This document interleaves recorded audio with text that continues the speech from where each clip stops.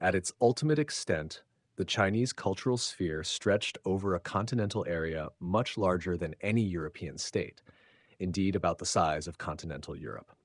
Chinese language and culture and the emperor's political writ expanded to every known terrain, from the steppe lands and pine forests in the north shading into Siberia, to the tropical jungles and terraced rice farms in the south, from the east coast with its canals, ports, and fishing villages, to the stark deserts of Central Asia and the ice-capped peaks of the Himalayan frontier. The extent and variety of this territory bolstered the sense that China was a world unto itself. It supported a conception of the emperor as a figure of universal consequence, presiding over Tianxia, or all under heaven.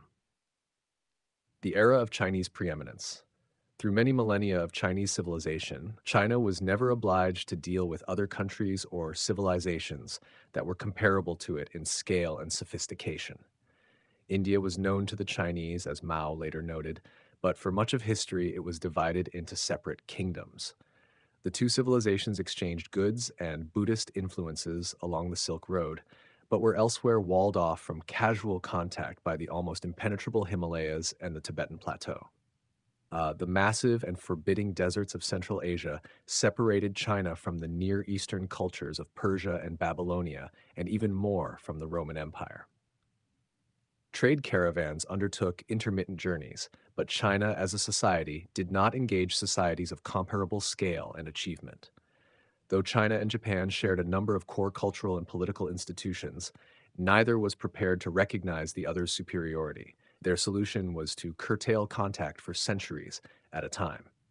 Europe was even further away in what the Chinese considered the Western Oceans, by definition inaccessible to Chinese culture and pitiably incapable of acquiring it, as the emperor told a British envoy in 1793.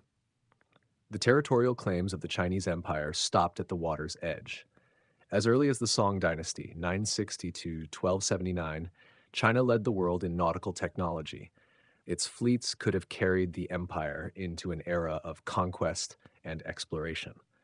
Yet China acquired no overseas colonies and showed relatively little interest in the countries beyond its coast. It developed no rationale for venturing abroad to convert the barbarians to Confucian principles or Buddhist virtues. When the conquering Mongols commandeered the Song fleet and its experienced captains, they mounted two attempted invasions of Japan. Both were turned back by inclement weather, the kamikaze or divine wind of Japanese lore.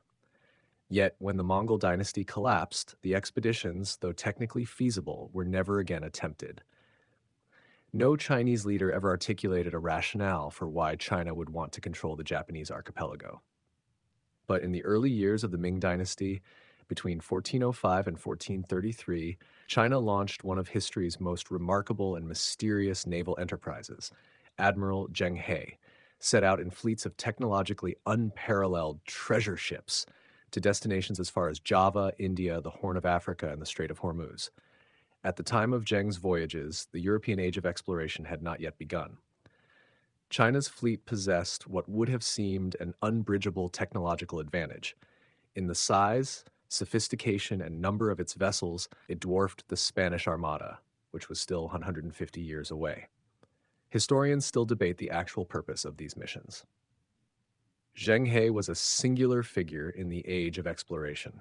A Chinese Muslim eunuch conscripted into imperial service as a child, he fits no obvious historical precedent. At each stop on his journeys, he formally proclaimed the magnificence of China's new emperor, bestowed lavish gifts on the rulers he encountered, and invited them to travel in person or send envoys to China. There, they were to acknowledge their place in the Sinocentric world order by performing the ritual kowtow to acknowledge the emperor's superiority. Yet beyond declaring China's greatness and issuing invitations to portentous ritual, Zheng He displayed no territorial ambition. He brought back only gifts, or tribute. He claimed no colonies or resources for China beyond the metaphysical bounty of extending the limits of all under heaven. At most, he can be said to have created favorable conditions for Chinese merchants through a kind of early exercise of Chinese soft power.